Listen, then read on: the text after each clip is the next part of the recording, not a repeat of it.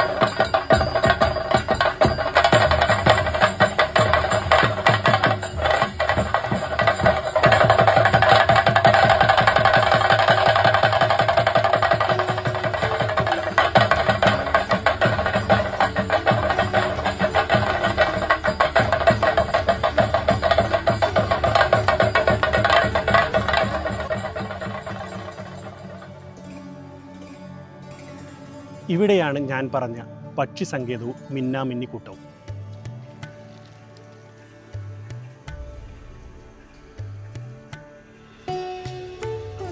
നിങ്ങൾക്ക് ഈ തട്ടാരക്കടവിൻ്റെയും കുടിയൻ്റെയും ഭംഗി ആസ്വദിക്കണമെങ്കിൽ 5 പേർക്ക് യാത്ര ചെയ്യാൻ പറ്റുന്ന ഒരു തോണിയുണ്ട്. ഉമേഷ് ആട്ടിനെ സമീപിച്ചാൽ മതി. ഞാൻ അവരുടെ നമ്പർ താഴെ കൊടുക്കുന്നതാണ്.